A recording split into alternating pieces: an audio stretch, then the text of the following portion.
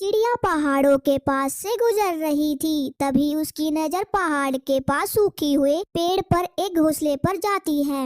ये तो चील का घर है। ये चील कहाँ से हमारे जंगल में आ गई? मैं जल्दी से जाकर अपने दोस्तों को बताती हूँ। चिड़िया तेजी से उड़ती हुई अपने दूसरे पक्षी दोस्तों के पास जाती है।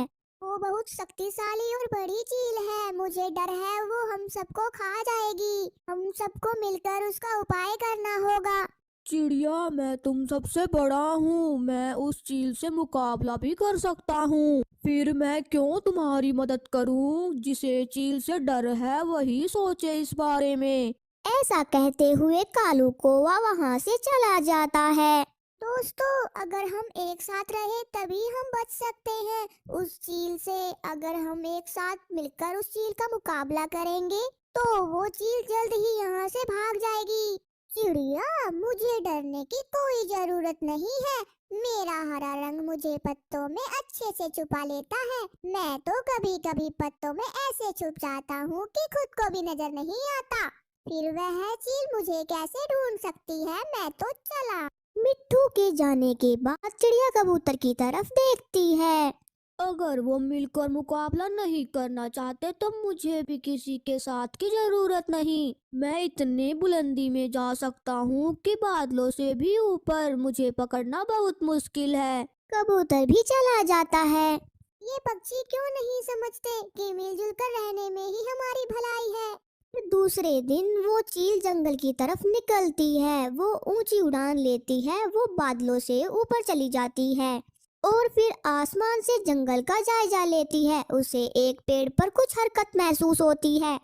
बड़ी चील बिजली की तेजी के साथ नीचे आती है और गोरी कोवी को उठाकर ले जाती है। मुझे छोड़ दो, मेरा रंग काला है। काला है तो क्या है, मांस तो काला नहीं होगा। चील कोवी को मारकर खा लेती है। कबूतर ऊपर से उड़ता हुआ ये सब देख लेता है और वह तेजी से भागता हुआ पंछियों के पास जाता है और सबसे कहता है, गोरी को खा लिया। उस चील ने गोरी को खा लिया। मैंने खुद देखा।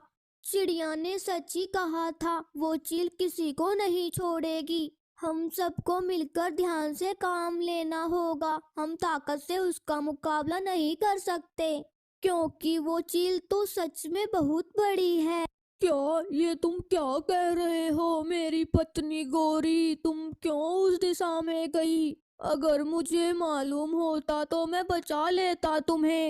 यही तो मैंने कहा था, वो एक एक करके सबको खा लेगी। सब अपना अपना दिमाग लगाओ कि हम कैसे उसे मार सकते हैं। मेरे पास एक उपाय है। कौवे, अगर आप इंसानों की बस्ती से मिठाई ले आओ तो हम उस चील को मार सकते हैं। मगर कैसे चिड़िया? पहले आप मिठाई लाओ, बाकी सब मैं बाद में बताऊंगी। कौवा मिठाई लेने चला जाता है। मिट्ठू, आप बुलबुल के पास जाओ। उसे सब फूलों की अच्छे से जानकारी है। उससे जहरीले फूलों का रस लेकर आओ। मैं अभी जाता हूँ चिड़िया। हमें मालूम हो गया है कि जिंदा रहना है तो उस चील का मिलजुल कर मुकाबला करना होगा।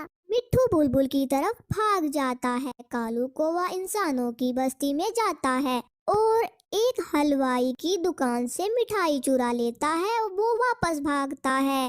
बुलबुल बुलबुल, जल्दी से मुझे जहरीले फूलों का रस दे दो। चिड़िया ने बड़ी चील को मारने का कोई उपाय सोचा है। ये काला रस बहुत जहरीले फूल का है, आप ये ले जाए। मिट्ठू भी वापस उड़ता है। फिर चिड़िया कौवे की लाई हुई मिठाई पर जहरीले फूल का रस डाल देती है। अब मैं जाती हूँ चील के पास। आप सब छुप कर देखते रहना। ऐसा ना हो कि वो चील मुझे ही खा जाए। चिड़िया, अगर उसने तुम्हें पकड़ लिया तो हम सब मिलकर हमला कर देंगे। फिर चिड़िया वो जहर वाली मिठाई लेकर चील की तरफ जाती है। चील सोई हुई थी। मौका अच्छा था। चिड़िया आहिस्ता से वो मिठाई चील के पास रख देती है और कोई हरकत किए बिना वहां से चली जाती है। वो अपने दोस्तों के पास चली जाती है जो थोड़ी दूर छुपे हुए बैठे थे। वो सोई हुई थी। मैं मिठाई उसके पास रखाई हूँ। वो जरूर मिठाई खा लेगी। थोड़ी देर बाद चील भी उठ जाती है। ये मिठाई कहाँ से आई? वो चील इधर उधर देखती है मगर वहाँ तो कोई ना था। खा ले, अब जालिम चील खा ले, ताकि तुम भी मेरी पत्नी की तरह तड़प तड़प कर मर जाओ। शायद कोई पक्षी डर का मारा मुझे तोहफा देकर गया है। फिर बिना सोचे वो चील मिठाई खा लेती है और वहीं गिरकर मर जाती है। सारे पक्षी वहां आ जाते हैं और वो बहुत खुश थे क्योंकि उन्होंने मिलजुल कर काम किया और जालिम चील को अंजाम तक पहुंचा दिया। तो प्यारे दोस्तों, इस कहानी से हमें यह सीख मिलती है कि मिलजुल कर रहने से हम सब किसी भी दुश्मन का मुकाबला कर सकते हैं। इसीलिए हमेशा मिलजुल कर रहें। आपका धन्यवाद।